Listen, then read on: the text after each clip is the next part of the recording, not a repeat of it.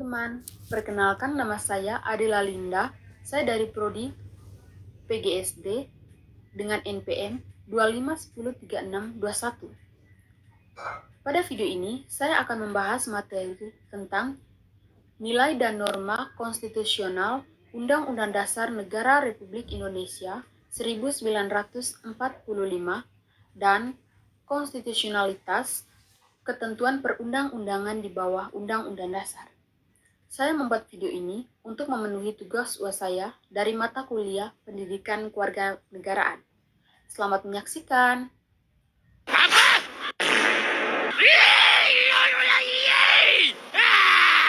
Aduh, pening kepalaku. Macam mana boleh jadi macam ni?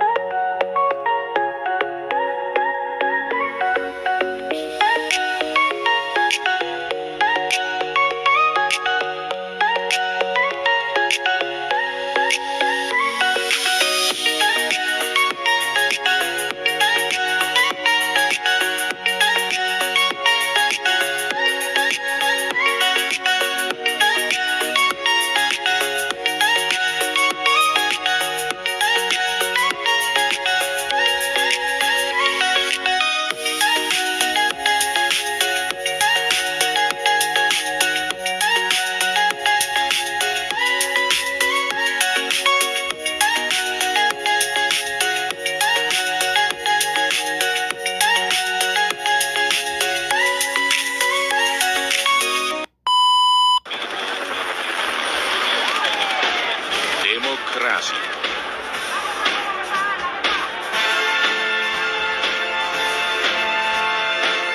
Konstitusi.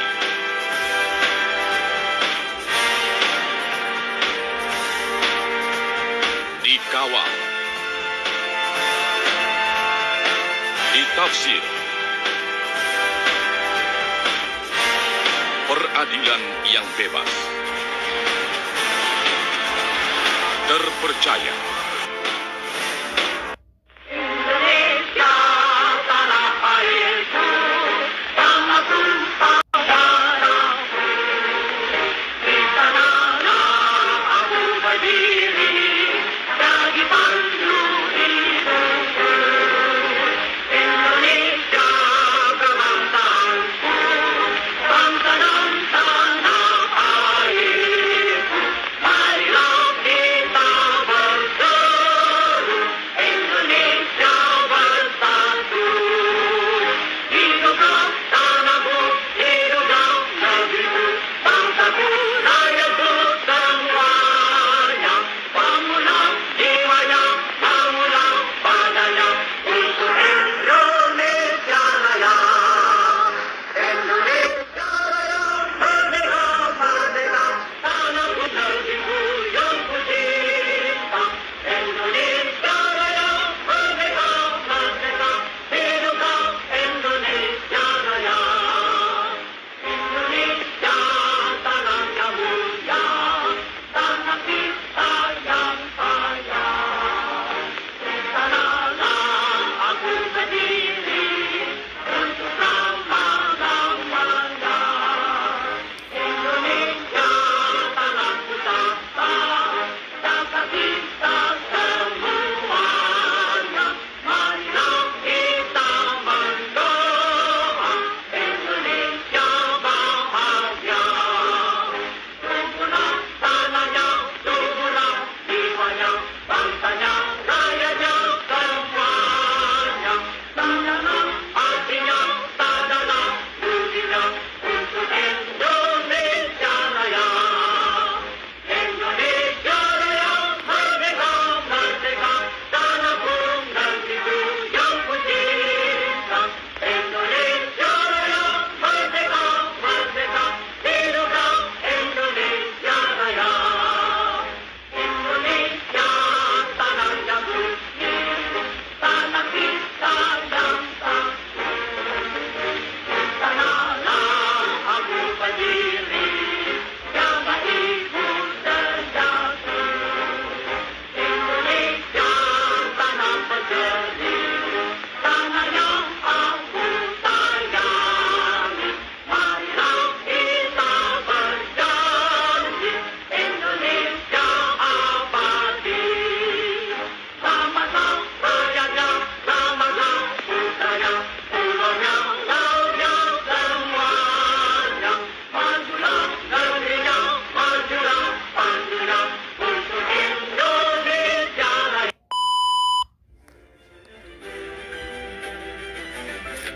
Menetapkan Undang-Undang Dasar 1945 berlaku lagi.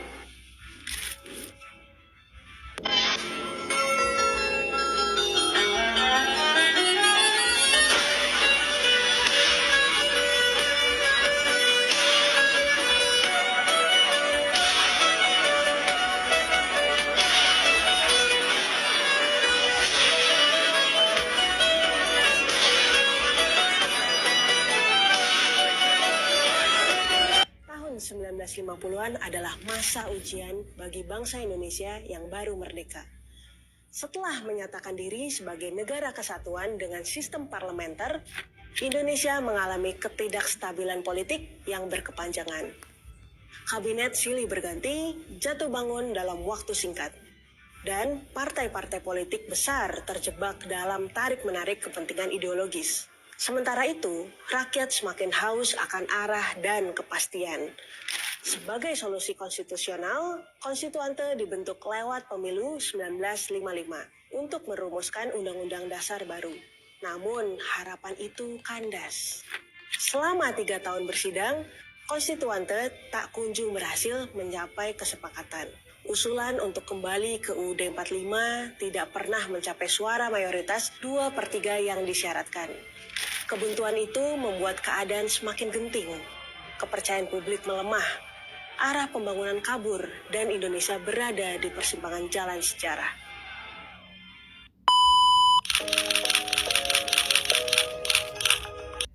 Yusuf Kala menekankan pentingnya keterbukaan informasi di negara demokratis. Publik harus mengetahui apa yang dilakukan pemerintah, baik di pusat maupun di daerah. Bahkan masyarakat harus dilibatkan untuk berpartisipasi dalam pembangunan. Dalam suatu negara yang demokratis, lebih baik bukan partisipasi masyarakat yang luas. DPR resmi mengesahkan revisi Undang-Undang TNI di tengah kencangnya penolakan. Rakyat Indonesia kencangkan sabuk pengaman karena masa depan mulai tidak aman.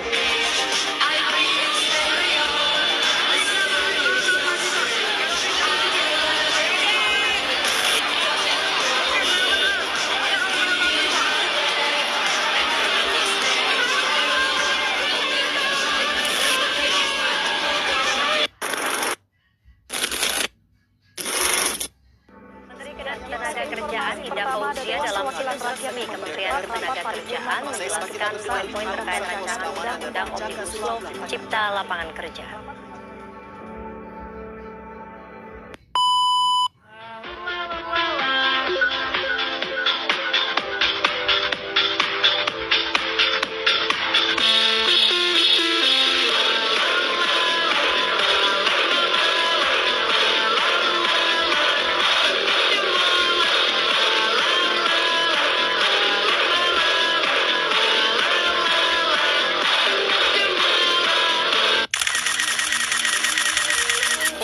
Putusan Mahkamah Konstitusi atau MK terkait batas usia capres dan cawapres terus, namun usia itu tidak berlaku bagi calon yang sudah berpengalaman sebagai kepala. Putusan MK beraroma nepotisme karena Ketua MK Anwar Usman merupakan ipar Presiden Joko Widodo. Putusan yang mereka layangkan masih berkaitan dengan putusan MK. Sebagai wujud penolakan terhadap adanya dinasti politik, Mahkamah Konstitusi memastikan siap menghadapi potensi.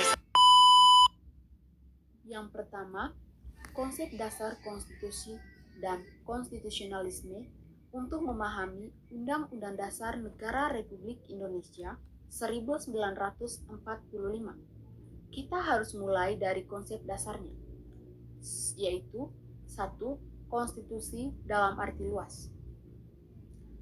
Keseluruhan peraturan baik tertulis, contohnya undang-undang, maupun tidak tertulis, contohnya konvensi, yang mengatur secara mengikat cara suatu pemerintahan diselenggarakan. Yang kedua, Undang-Undang Dasar, hukum dasar tertulis, yaitu naskah formal yang menjadi pedoman penyelenggaraan negara. Undang-Undang Dasar Negara Republik Indonesia 1945 adalah hukum dasar tertinggi di Indonesia. Selanjutnya, konstitusionalisme. Paham yang menghendaki adanya pembatasan kekuasaan pemerintah dan menjamin perlindungan hak-hak dasar warga negara yang diwujudkan melalui konstitusi. Dan Indonesia sendiri menganut paham ini. Yang kedua, nilai dan norma konstitusional Undang-Undang Dasar Negara Republik Indonesia 1945. Undang-Undang Dasar Negara Republik Indonesia 1945 tidak hanya berisi pasal-pasal, tetapi juga memuat nilai-nilai fundamental dan norma-norma hukum yang harus menjadi pedoman. Yang pertama, nilai dasar yang terkandung.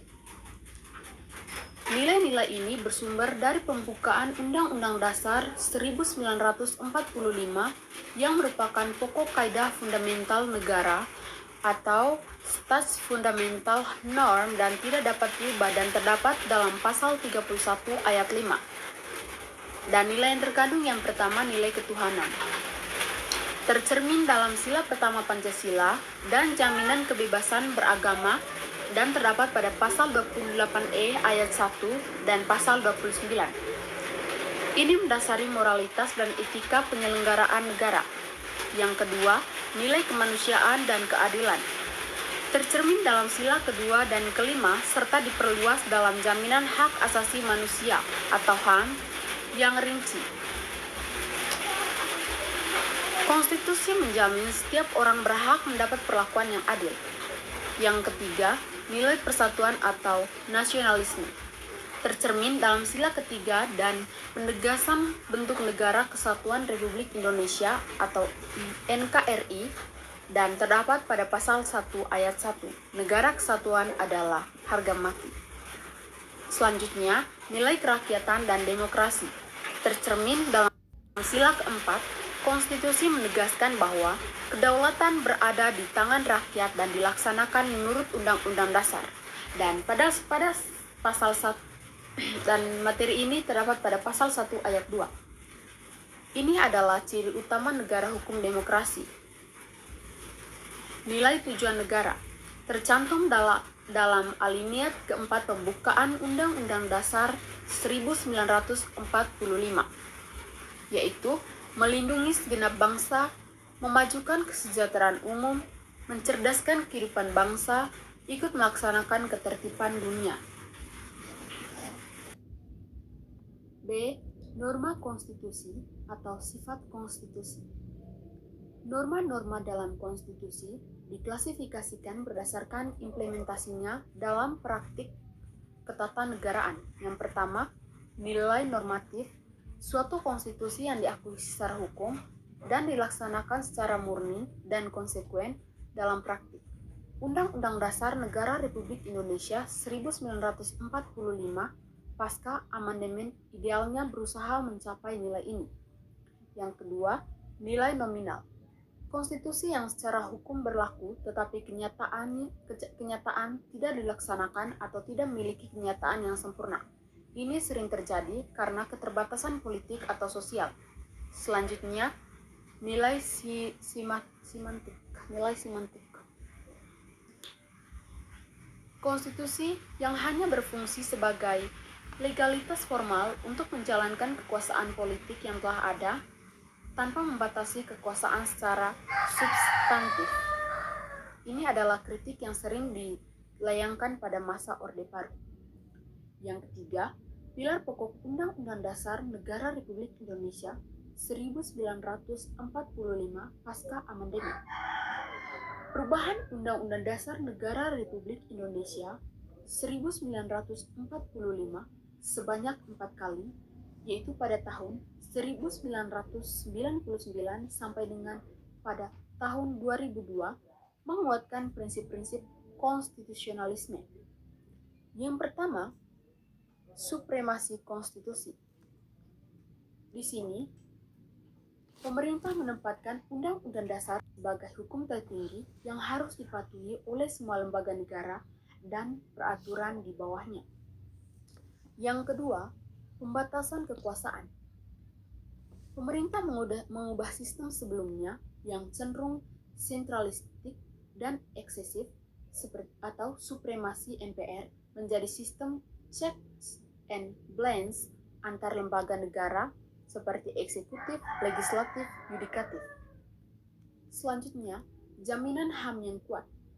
Memasukkan bab XA yang sangat rinci mengenai HAM memberikan perlindungan konstitusional yang lebih kuat kepada warga negara dan terdapat pada pasal 28A sampai C. Selanjutnya, kedaulatan rakyat dan demokrasi. Kedaulatan tidak lagi di tangan MPR, tetapi dilaksanakan langsung oleh rakyat menurut Undang-Undang Dasar melalui mekanisme pemilihan umum. Keempat, konstitusionalitas ketentuan perundang-undangan di bawah Undang-Undang Dasar. Undang-Undang Dasar Negara Republik Indonesia 1945 memiliki kedudukan sebagai hukum dasar dan hukum tertinggi. Prinsip ini melahirkan konsep konstitusionalitas peraturan perundang-undangan di bawahnya. A. Prinsip hierarki peraturan perundang-undangan Indonesia menganut asas hierarki peraturan perundang-undangan atau Undang-Undang Nomor 12 Tahun 2011 dan perubahannya. Kedudukan Undang-Undang Dasar Negara Republik Indonesia 1945 berada pada puncak piramida. Undang-Undang Dasar Negara Republik Indonesia tahun 1945, Ketetapan Majelis Permusyawaratan Rakyat. Undang-Undang, Peraturan Pemerintah Pengganti Undang-Undang atau Perpu, Peraturan Pemerintahan atau PP, Peraturan Presiden Perpres, Peraturan Daerah Provinsi, Peraturan Daerah Kabupaten Kota, atau Perda Kabupaten atau Kota. B. Asas lex superior derogant legi inferiori. Prinsip konstitusionalitas menuntut bahwa seluruh peraturan di bawah Undang-Undang Dasar harus bersumber pada dan tidak boleh bertentangan dengan Undang-Undang Dasar Negara Republik Indonesia 1945. Norma yang lebih rendah harus konsisten dengan norma yang lebih tinggi. Jika suatu undang-undang atau UU peraturan pemerintah atau PP atau peraturan di bawahnya bertentangan dengan C. Mekanisme pengujian konstitusionalitas untuk menjamin konstitusionalitas peraturan kekuasaan. Kehakiman diberikan wewenang untuk menguji peraturan perundang-undangan. Yang pertama, peran Mahkamah Konstitusi atau MK. MK berperan sebagai the guardian of Constitution atau penjaga konstitusi. Jika suatu undang-undang dinyatakan bertentangan dengan Undang-Undang Dasar, baik secara formil maupun material, oleh MK, maka undang-undang tersebut menjadi tidak berlaku. Yang kedua, peran Mahkamah Agung atau MA. MA berperan untuk memastikan bahwa peraturan pelaksana seperti PP, Perpres, Perda tidak bertentangan dengan undang-undang di atasnya. Contohnya, jika sebuah undang-undang membatasi hak berpendapat yang dijamin oleh pasal 28E ayat 3 Undang-Undang Dasar Negara Republik Indonesia 1945, maka undang-undang tersebut dapat diajukan permohonan pengujian konstitusionalitas ke Mahkamah Konstitusi. Yang kelima, implementasi konstitusionalitas dalam penyelenggaraan negara. Konstitusionalitas tidak hanya teks hukum tetapi juga praktiknya. Yang pertama, legislasi yang konstitusional. Pembentukan undang-undang atau DPR bersama Presiden wajib merujuk pada nilai-nilai Pancasila dan norma-norma Undang-Undang Dasar 1945. Pembentukan undang-undang harus didasarkan pada aspek filosofis, yuridis, dan sosiologis. Perlindungan HAM. Lembaga negara wajib menjamin dan menghormati HAM warga negara. Setiap kebijakan dan tindakan pemerintah yang melanggar HAM berpotensi dianggap inkonstitusional. Akuntabilitas publik. Kekuasaan harus dipertanggungjawabkan kepada rakyat. Prinsip ini memastikan penyelenggaraan kekuasaan tidak bersifat sewenang-wenang, seperti peresmian undang-undang tanpa sepengetahuan dari rakyat. Selanjutnya, peran warga negara. Warga negara memiliki hak konstitusional untuk menguji undang-undang ke MK. Ini adalah bentuk kontrol rakyat terhadap produk legislasi. Jadi, jika pemerintah meresmikan undang-undang tanpa sepengetahuan rakyat, itu akan mengakibatkan banyaknya kericuhan yang terjadi di negara. Jadi, karena negara kita merupakan negara demokrasi, maka dari itu dibutuhkan sekali suara rakyat. Nilai dan norma konstitusional Undang-Undang Dasar Negara Republik Indonesia 1945 adalah fondasi filosofis dan yuridis bagi negara Indonesia, menjamin keadilan, demokrasi, dan perlindungan hak asasi manusia. Konstitusionalitas ketentuan perundang-undangan di bawah Undang-Undang Dasar adalah mekanisme hukum yang esensial untuk memastikan bahwa semua produk hukum, dan kebijakan negara tetap berada dalam koridor yang ditetapkan oleh Undang-Undang Dasar dengan Mahkamah Konstitusi dan Mahkamah Agung sebagai pengawasnya.